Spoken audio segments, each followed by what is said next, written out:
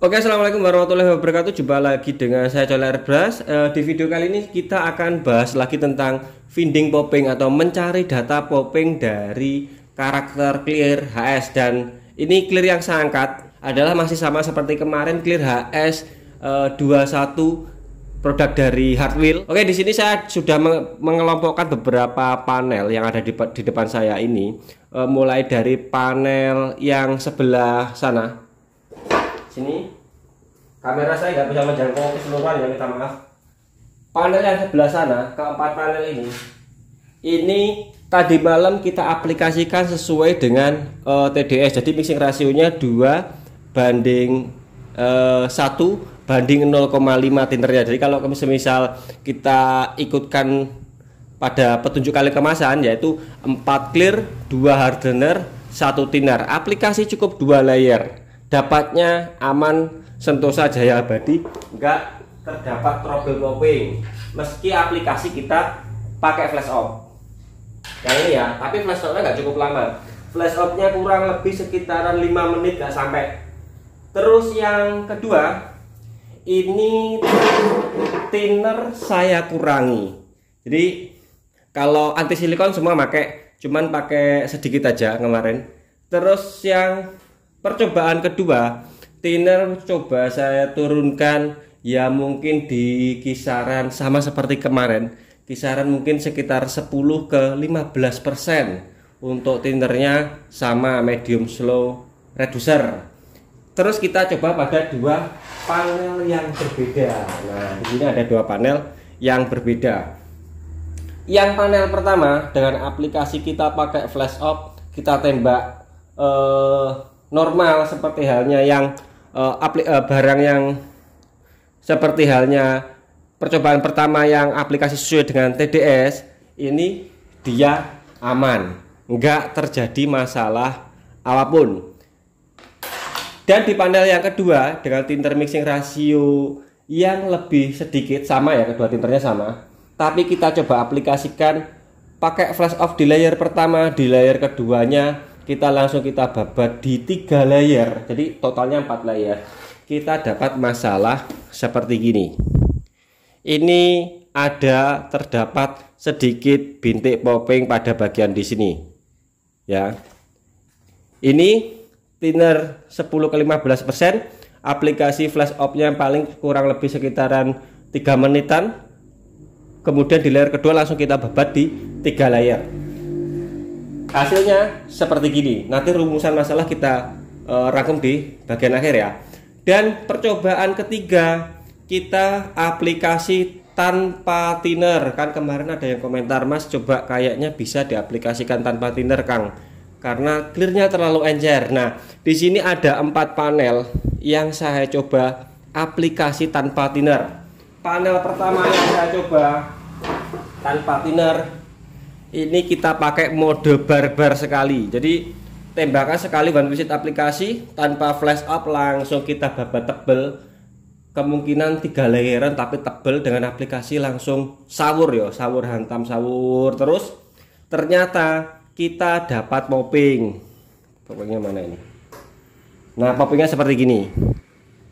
Kalau di kamera kurang jelas ya, coba nanti kita lihatkan di luar ruangan. Kita dapat popping pada bagian sini, dan nah seperti gini. Ada lelehan yang sampai berbuih karena mungkin kita terlalu ketebalan. Nah, seperti gini. Seperti gini.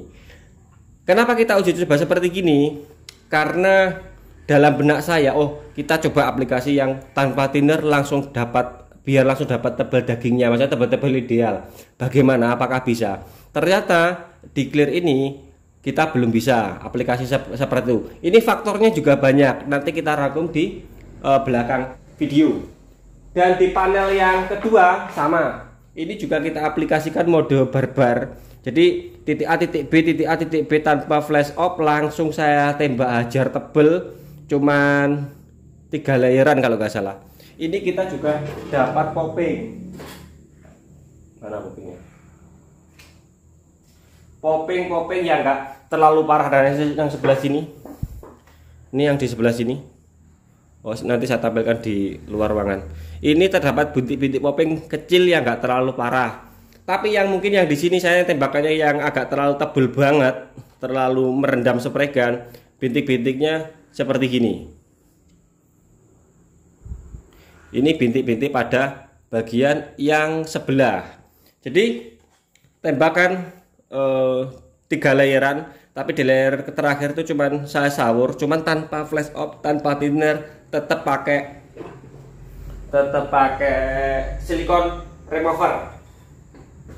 Dan di panel yang ketiga, nah ini 2 panel yang ada di depan saya ini saya tembak juga tanpa thinner. Ini saya tembak tanpa thinner. Tapi kondisi media ini pernah saya clear coat di aputan yang dulu.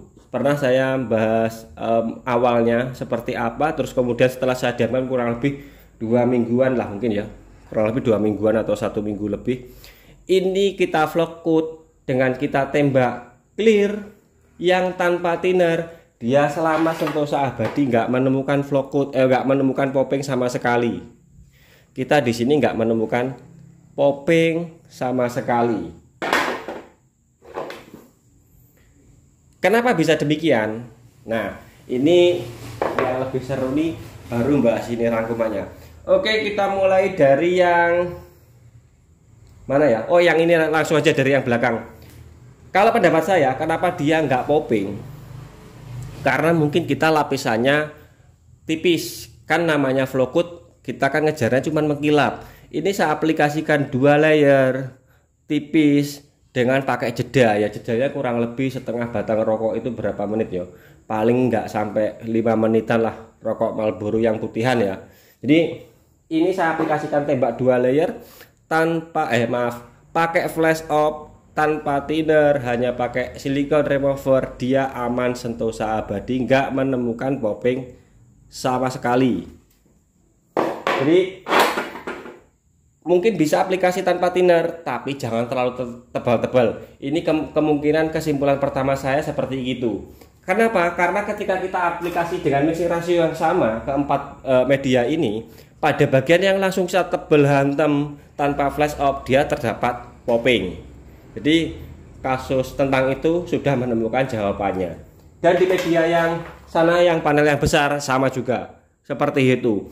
Kita tanpa flash off, barbar, langsung tembak basah tanpa thinner, meskipun pakai silikon hasilnya menemukan popping, meskipun nggak full ya, hanya pada beberapa titik. Oke, yang media ini sudah kita temukan masalahnya. Yang tanpa thinner ya, yang tanpa thinner sudah kita temukan masalahnya. Berarti pembawaan karakter dari clear ini kalau kita aplikasi tanpa thinner jangan sampai terlalu tebel. Oke, berikutnya di panel yang percobaan yang kedua. Percobaan kedua mixing rasio clear sama dengan yang panel ini. Jadi kedua panel ini clear mixing rasionya sama, tapi thinner dengan thinner yang kita kurangi dari TDS antara 10 ke 15%, tapi perlakuan panel berbeda. Yang ini pakai flash off, yang ini nggak pakai flash off di layer keduanya. Layer pertama tetap pakai flash off kurang lebih 1 menit. Nggak sampai 5 menit.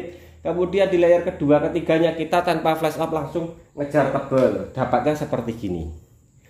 Kemungkinan sementara kalau kita balikan videonya dengan video saya yang kemarin, sebenarnya aplikasi satu media yang terdapat topping ini sebenarnya sama aplikasinya.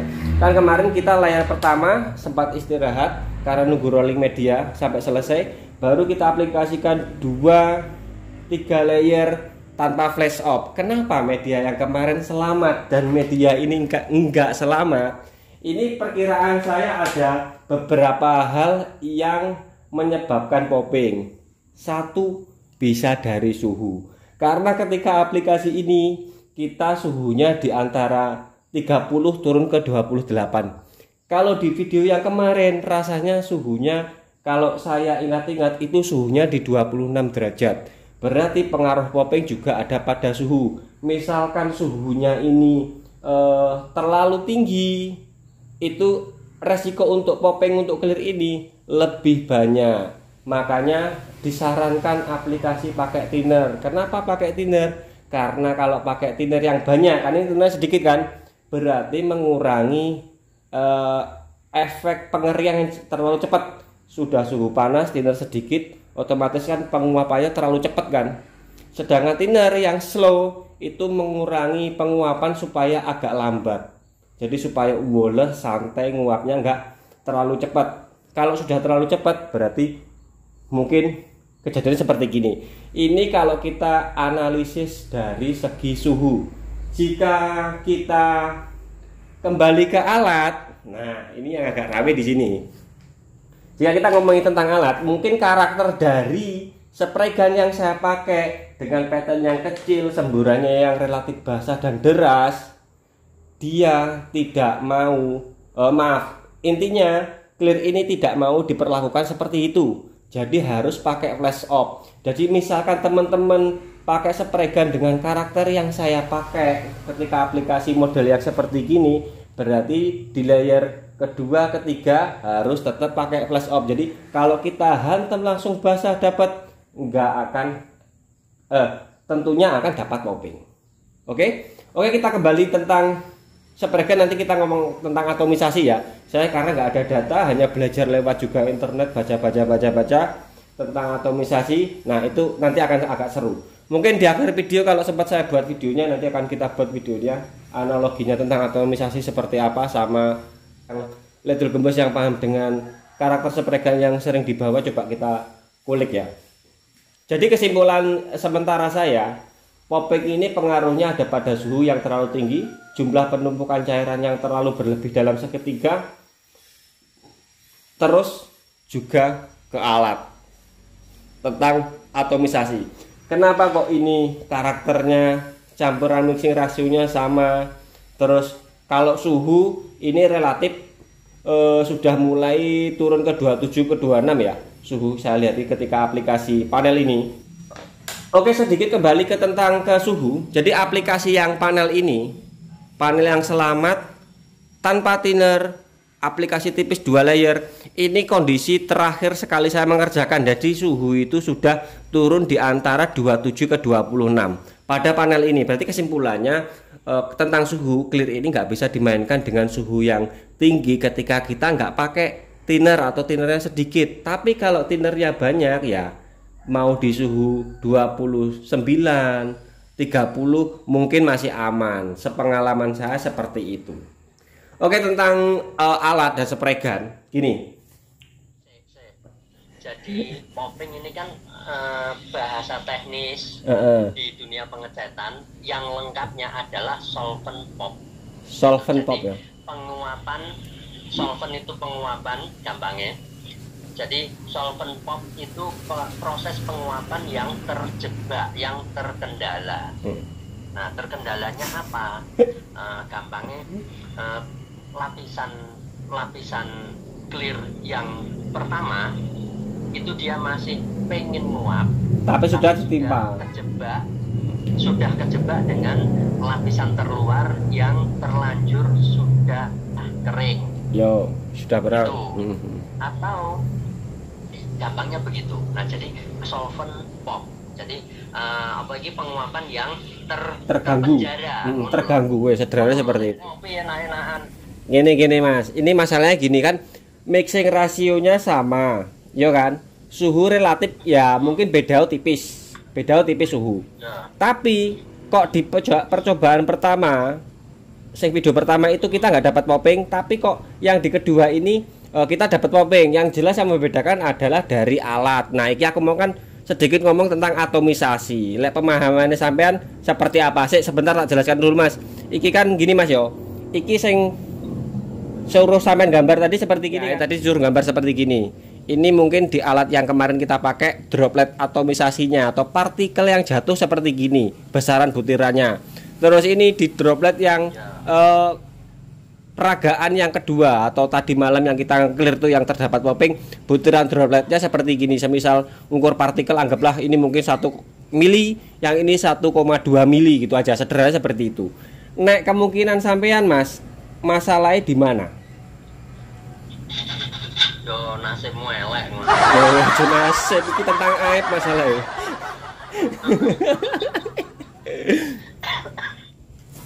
Kita breakdown dioncei. Oke. Alat yang dipakai yang satu itu punya pattern yang tidak begitu lebar. Ya, patternnya sempit yang ini. Patternnya kalah lebar karo sing sini. Yang sebelumnya. Dengan pattern yang lebih lebih kecil, kita asumsikan misal jumlah cairan yang ditembakkan itu sama kental, kemudian juga sama deres, meskipun ya mungkin yang pattern lebih kecil sampean tidak sederes yang fluid output, jumlah cairan yang keluar itu tidak sederes yang yang pattern lebar. Cuman asumsi pribadiku Kang, itu sangat mungkin karena butiran kabut yang keluar dari spray gun itu beda ukuran. Beda ukuran seperti gini ya. Yang tidak popping itu sangat mungkin butiran kabutnya lebih kecil. Aman. Dibanding dengan yang popping. Yang satunya yang pattern lebih kecil. Di sisi lain, dengan pattern lebih kecil, butiran kabut lebih gede ukurannya. Ibarat sing pattern kecil, itu butiran kabutnya ukurannya 2 cm anggap bae ya. Ya, 1,5 cm lah. Iya udah jadi wes udah nanti. Ya 1,5 cm. Terus yang spray gun satunya itu butiran kabutnya 1 cm. Ya. Sama-sama kabut itu nembak ke panel. Anggap baik panelnya lebar panel misal 10 cm persegi misal. Itu akhirnya tingkat basah kuyupnya panel itu akan lebih basah kuyup yang ditembak dengan butiran lebih gede dibanding dengan yang lebih kecil. Ini dropletnya langsung basah, bener. Ini dropletnya basah. Yuk. Terus ibarat hujan. Kita waktu ada hujan gerimis, meskipun gerimisnya itu agak gerimisnya padat, rapat, tapi ya butirannya air kan kecil-kecil. Nah, akhirnya ketika butiran air kecil-kecil, otomatis panel yang ketimpa itu begitu airnya lumer, dia sebenarnya sebelum lumer itu punya lebih banyak pori-pori dibanding dengan yang air hujan yang lebih gede dibanding dengan yang gerimis. Sama-sama menerpa panel yang sama ya. Misal. Jadi akhirnya dengan jumlah butiran yang lebih banyak sama dengan pori-pori lebih banyak.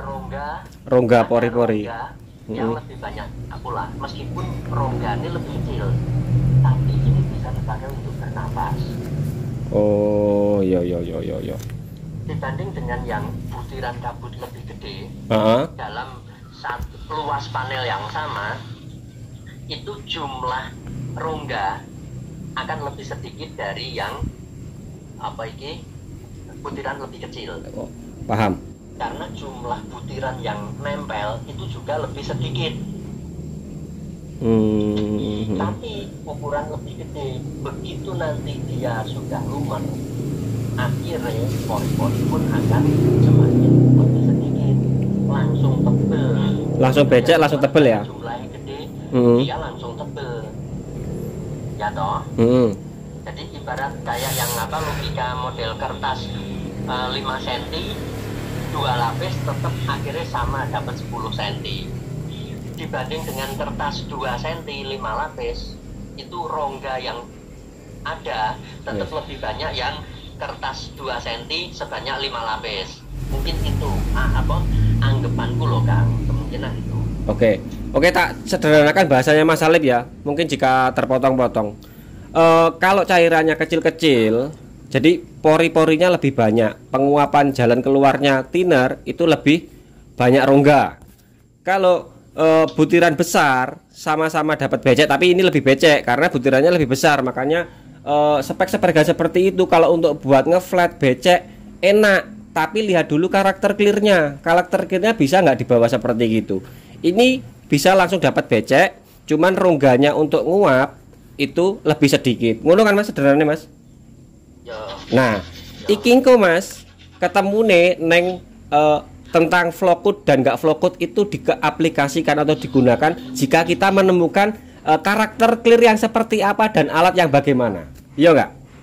Ya. Nah, wes. Jadi alasanku ngomong koyok gini, Kang.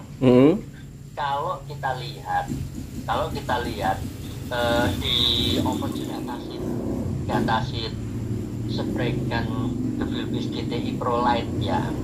Itu ketika kita pakai apa jenenge air, dia kan punya air cap macam-macam. Nozzle dan jarum bisa sama-sama pakai nozzle 13 misal. Tapi begitu diganti air cap dia langsung berbeda karakternya. Contoh, karakter yang air cap TE10.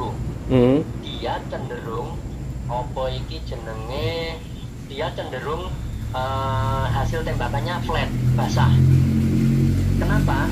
Karena yang TE10 ini dia kebutuhan angin hanya kalau tidak salah 290 apa 310 liter per menit kalau tidak salah, seingat saya, atau kalau tidak salah 280 290 lah. Nah, kemudian untuk yang TE10 kalau ikut anjuran itu akan lebih cocok untuk kerjaan model apa ini kendaraan hobi yang memang biasanya lebih memilih lapisan flat, hasil tembakan yang model-model flat. Nah, dikasih pakai TE10, jadi anginnya lebih irit. Otomatis butiran kabut dia lebih gede. Oh ya. Dibanding, nah ini sebagai pembanding ada lagi air cap T110, dia anginnya lebih boros dari yang TE10.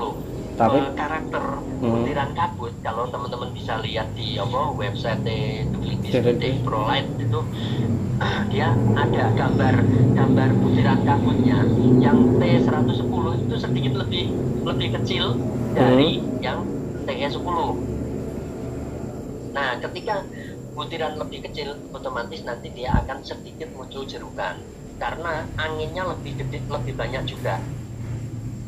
Terus nanti ada yang air cap TE20. TE20 ini dianjurkan kalau untuk pakai logikanya Devilfish akan lebih cocok untuk kerjaan dengan hasil ala OM finish alias ada jerukan model kayak pabrikan bawaan pabrik gitu.